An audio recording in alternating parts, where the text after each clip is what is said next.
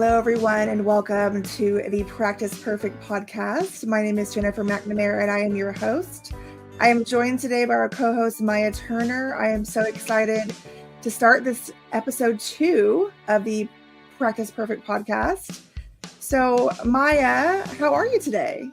I am just fine. I think I need to go to technology school because I think I'm a little older for technology.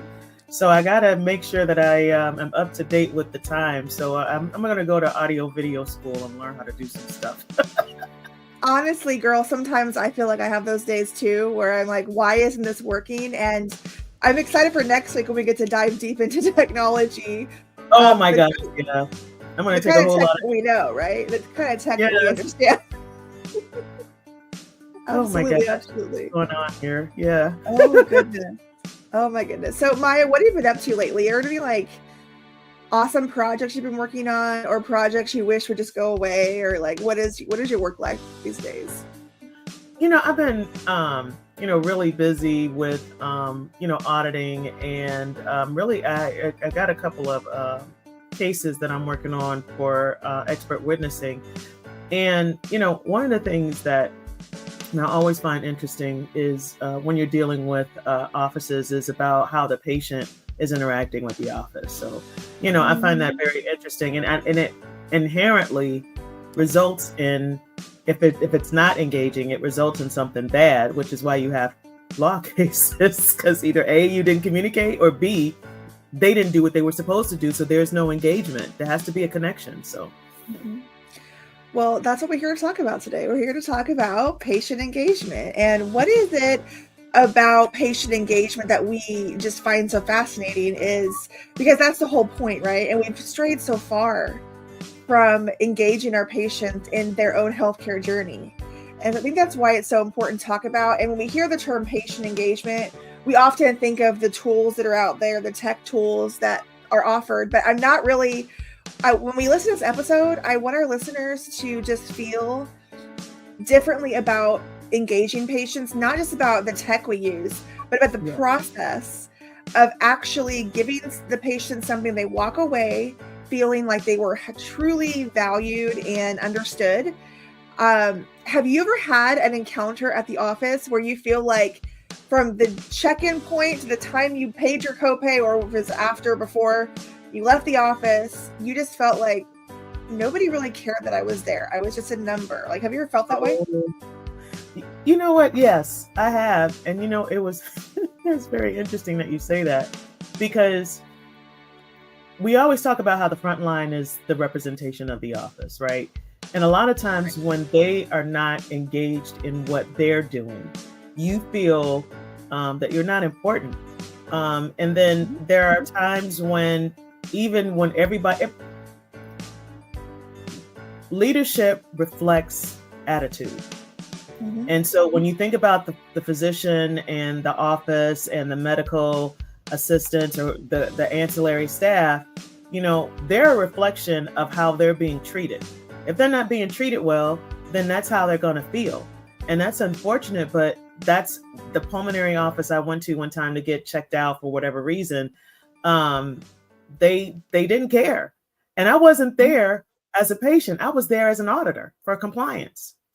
Yeah. So they didn't even care that I was there to audit the office. So it was just really interesting how that all played out. And eventually, when they found out who I was, their attitude changed. But if they didn't know who I was, it was not even there. So, I think it shouldn't matter who walks through the door. It matters how you're being treated when you walk in the door. Exactly. So I think the first thing that we should talk about today for segment number 1 is, let's talk about first impressions. Mm-hmm. So I think that first impressions matter. I think, especially in healthcare, the perception that a patient has initially is where that trust starts to build from the very beginning. It could happen on the phone. It could happen if they just walk in the door. However that first impression starts for the patient, that's what's most important. For them, what is their first impression, no matter where it starts for them? So, like, we think of the term being warm and inviting. Like, I think of a fire, because it's cold right now, and I love fireplaces and I love a warm fire, and just the way it makes me feel, it Same. makes me feel just invited. And that I'm like, oh, it's like, come on, come a little closer. I know you're cold, so let's warm you up. And that's how I want to feel when I'm with people, or with I'm with my physician or whoever it is I am encountering. Even if I'm at the grocery store and people checking me out, I don't want to feel like another number. I want to engage with the community. Not everyone is like that. I get that. I get that Same. not everyone is like, I like people. I am one of Yeah. those people that likes people. Not everyone Yeah. is like that.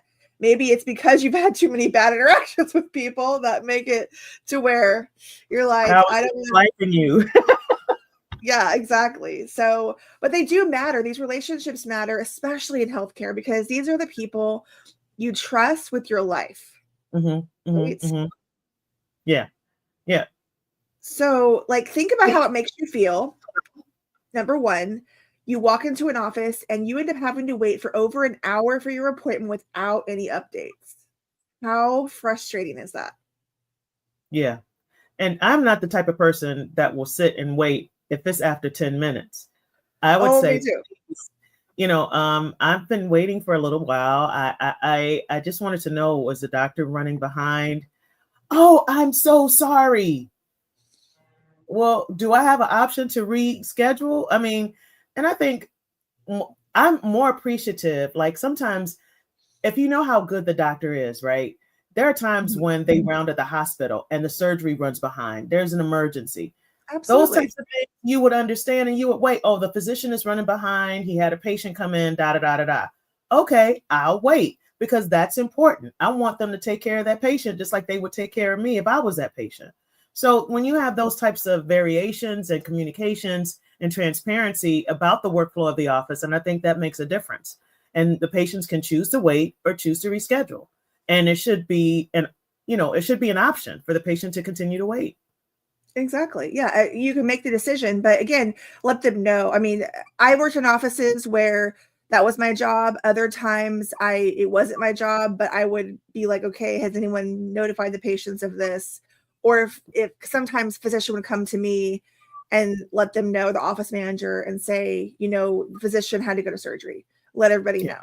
So it was either Mhm. my job or I relate it to those that were under my supervision in the front office. And so things like that, you have to kind of know, like, whose job is it? But even if it's not your job, have a conversation and say, should I do this? Should I notify them? Like, if you have a protocol, you have a protocol, but you still want to be cognizant of, somebody should do it. Yeah, So don't just sit there twiddling your thumbs and like, oh, should I do it, or are they going to do it? Nothing gets done if you just right, wonder if someone else is going to do something, right? right. Mhm. Yeah, and I also think that that's, you know, um, ownership and accountability, right? Being accountable for what happens in the office. That also kind of translates to patient engagement so that the patient can make an informed decision about how they want to proceed. You have to engage the patient so that they can make a decision. That's another thing that's important about engagement. So that's just my opinion. Right. Oh, I agree. And Mhm. it's true. Like, we can't ignore the fact that in today's healthcare landscape, we feel rushed. We feel impersonal greetings from our physician and just everyone in the office sometimes. Things Mhm. feel chaotic, unorganized sometimes. Mhm. And we are no strangers to seeing this. We work with clients who unfortunately don't have it all together. Right. And You've done you training too, almost, yeah, right? you almost wonder if they just woke up one day and said, I'm going to open a practice. And Wow. like that, sometimes you're like, did you just think this through? Did you provide training? Do you understand how it looks to your patients, how your staff is talking to them? Have you paid attention to the conversations that others are having with your patients as a physician? You know, How are you, physician, talking to your patients? oh my gosh, I got to tell you this. I'll tell you two polar opposites of good and bad front end experiences. One, it was during COVID, and I don't, maybe it wasn't during COVID, but anyway, the bad experience was I had a OB-GYN who was maybe 45 minutes away. I was stuck in traffic and I really wanted to see them because their appointments were so far and few between. He's the one who has done my surgery. So of course I want to see him. So I called the office and I said, I'm stuck in traffic. And the way to get to the office is very clogged, but I had left an hour and a half early. So I called and I said, please, can you give me a little bit more time, or can I switch this to a telephone appointment because I'm running behind and I really want to talk to the doctor about whatever. I'm sorry, you can't give me. I said, I am stuck in traffic. I don't know when I'm going to get there. Well, I'm sorry, ma'am. You're just not going to see the doctor today. Oh, okay. So I took note. I said, who's your office manager? Oh, I know Michelle. I'll call her. I told her. She was addressed immediately, but I shouldn't have to do that. The second experience was, I'm a bariatric patient. Everybody knows that. My bariatric doctor and his staff were phenomenal. Why? Because it was the first major surgery. From the time that I walked in, I had a smile. From the time I got roomed, I had a smile. Smile. Remember, there's some things between your lips called teeth. People want to see them when you smile. So anyway, that process, even when I was going through the pain after the surgery, they personally came to see me. They came and they said, Maya, we understand how you're feeling. We understand. We know that this is a long journey, but it's going to be worth it in the end. That is why I am still a patient there. I go to them for everything. Patient engagement and connection and trust is everything from day one.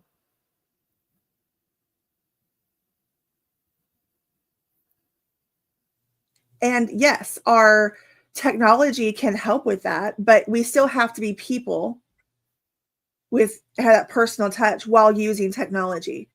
So let's move on to our next segment and let's talk about technology and first impressions. Let's bring that all together. Wow. Technology does help us with our first impressions. We can use online scheduling. We can use digital forms. We are in a digital age. I mean, we've been here 2025, guys. It's been a thing. Do you remember the first time that they handed you a tablet in the office? You're like, what is this? I remember. Like, where's the paper? Like, I need paper, and then I got used to it. And then I became more tech savvy and I was like, this is great. I like this. I like this smoother transaction. And I'm a big proponent of preparing ahead of time for things. I'm one of those planner people. So I like when I get a text or an email to remind me to fill out my forms ahead of time, because I would rather sit watching my show, getting on my phone and like filling things out at home and then not have to wait as long when I get there, because my time is valuable too. And so I would like to have things ready before I get there. So technology helps with that.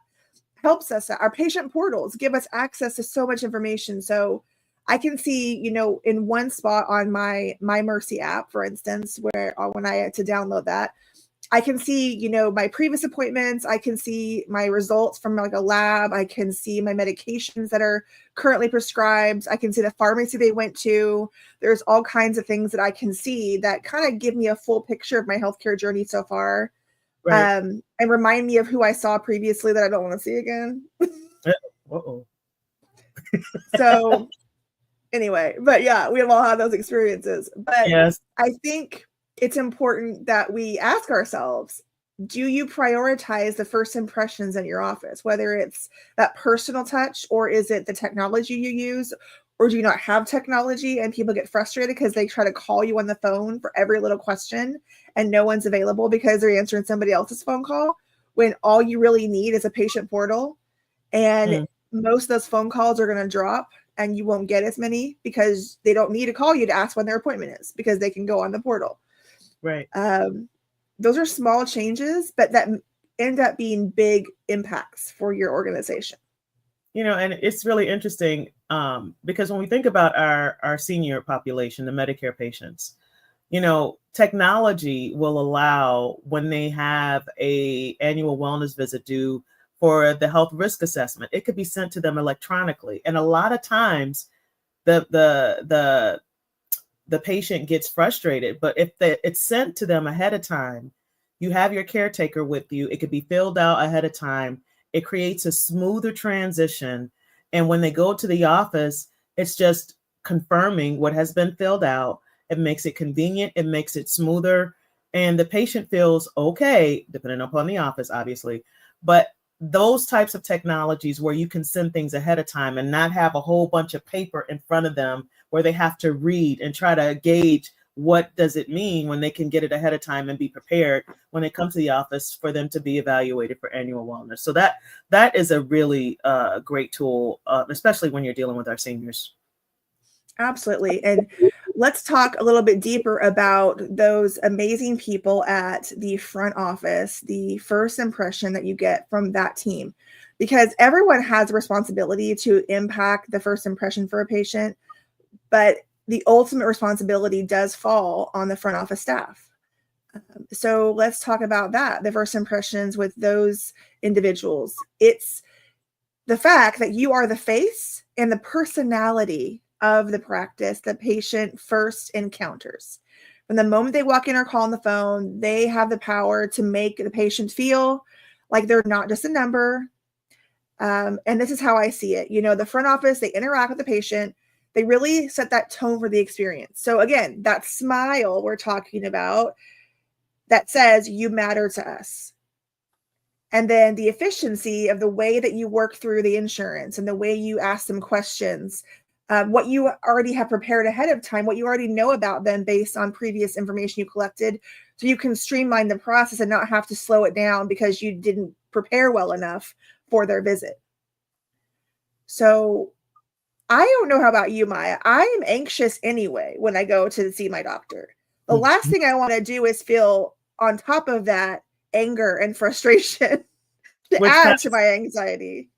Exactly. Like when you're dealing with white coat hypertension, because your anxiety has started at the front desk. Now, white coat hypertension is not a term that was just made up in this age. White coat hypertension happens when people are frustrated and have anxiety.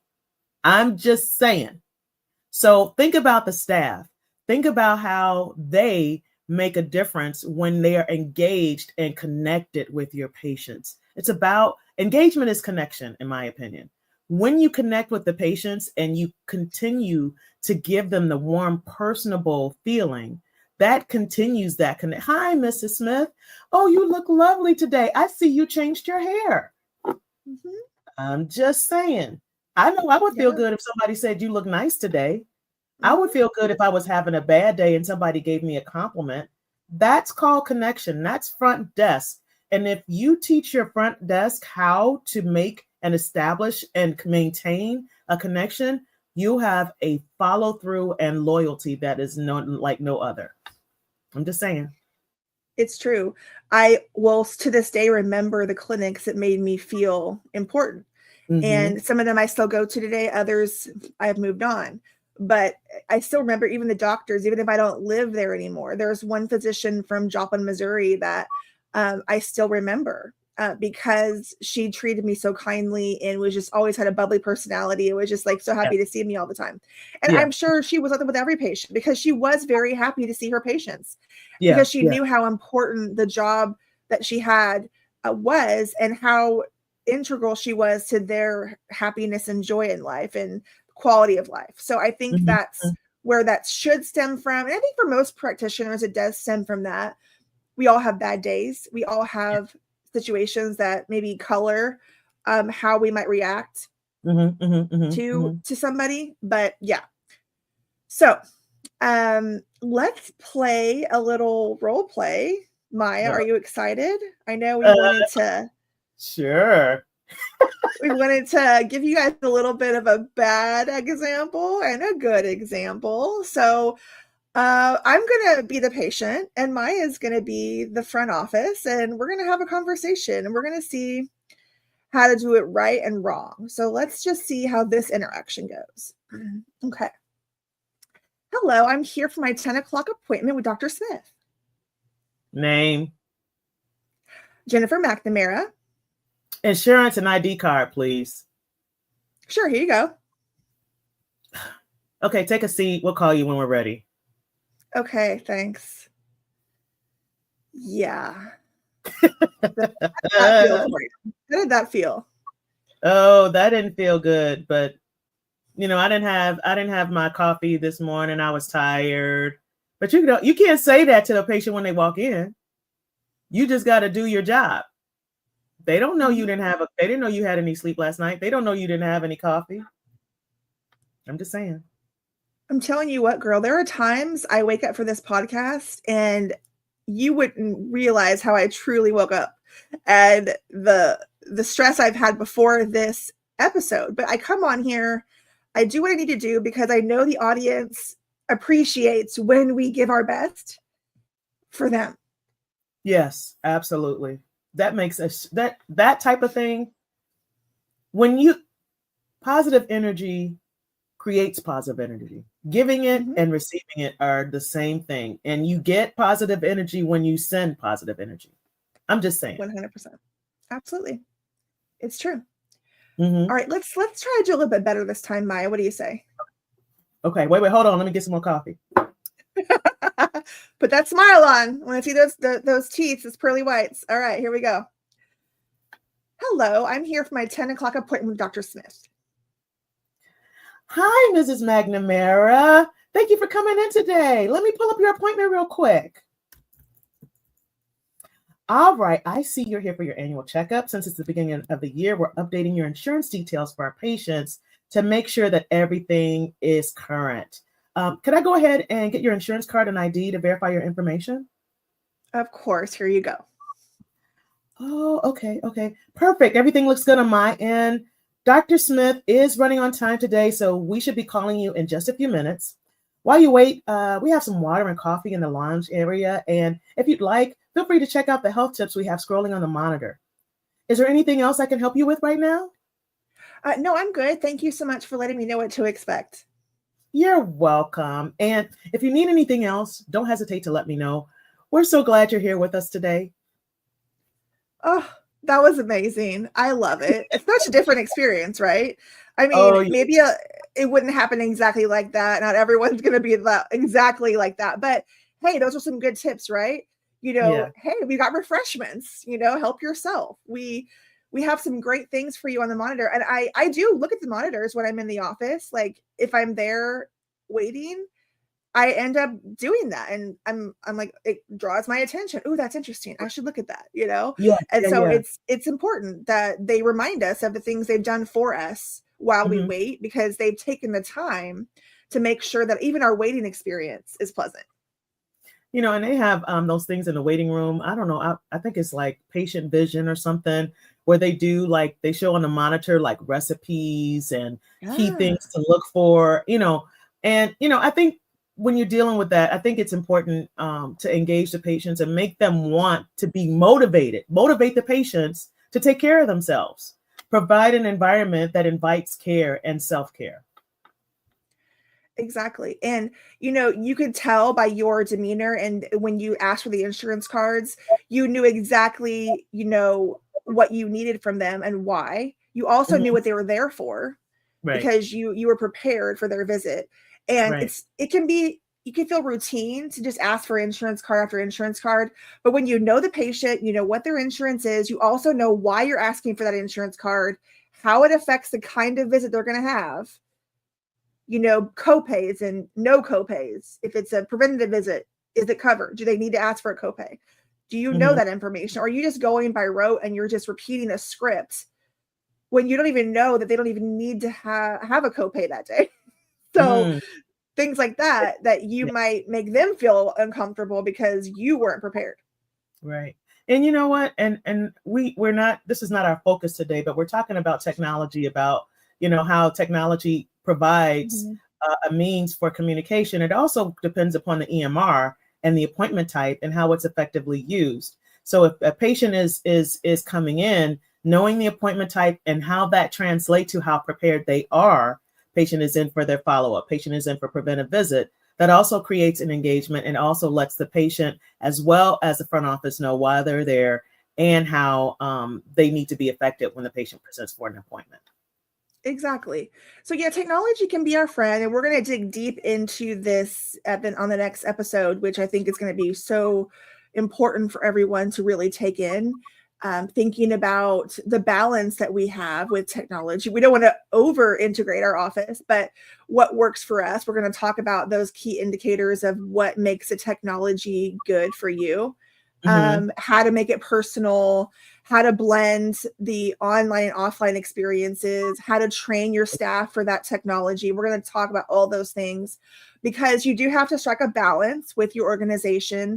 And we'd love to hear your thoughts. If you have any questions or thoughts on technology in the office, share them with us, and we'll be happy to include some of the answers to those questions in our next episode.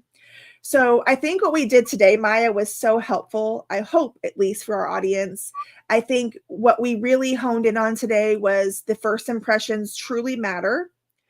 The front office is very crucial to making those first impressions matter.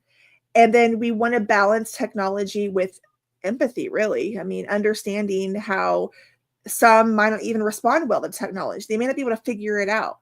And so that's also something we want to think about. You mentioned the elderly population. When we think about our patients individually, what is something that we want to keep in mind with regards to the actual age or demographic of the patient? Well, when you think about the demographic, you think about our elderly patients who actually have, or more than likely are actually to have chronic conditions, right? And because when you're dealing with those types of things and you're dealing with the elderly and maybe some cognitive impairment that may affect the patient, keeping the patient engaged and keeping them in tune to what they need to tell the provider is everything. And I think when practices keep in mind the type of patient that is being presented, that also creates an environment of caring and knowing what to expect. 9 times out of 10, Mrs. Smith didn't take her pill today because she forgets and she doesn't have a pill box. So did you take your pill? Are you having any problems today? Those types of things, keep it in practice, keep the patient individually in mind, and think about your practice and your payer mix and your patient mix and how that is going to affect how you interact with your patients overall. Exactly. And, we really want people to engage with this show. I think that this is a great platform for us to Mhm. share what is going on in common practice management today. Um, the modern day practice that we see that's maybe being bought out. Private Mhm. equity is happening all over the place. Right. Um, so I think that we need to understand how that even colors the experience the patient might have when they Mhm. encounter our organization. Yeah. So I Yeah. think that it's important that we think about those things. Yeah. And we have a new website, guys. We're really excited to share more with you. We have new articles, blogs on each episode, and bonus content coming to our website very soon. So please visit www.practiceperfectpod.com. We want you to subscribe, want you to review on your favorite podcast platform. Please connect with us on social media. We have new social media pages on Facebook. We have Instagram. We have, of course, our YouTube channel. Lots of places for you to connect, as well as LinkedIn, of course. So we hope that by listening and connecting with us on this platform, you will feel more empowered and more prepared to have a successful healthcare journey as a patient, but also as an organization. So next week, as we talked about, we're going to talk about software solutions, choosing what works for your practice. Maya and I will break down and evaluate certain software tools that we use commonly, some of the missteps that practices might make, and then how to pick the solution that's really good for you. So thank you for joining us today, and we hope to see you next week.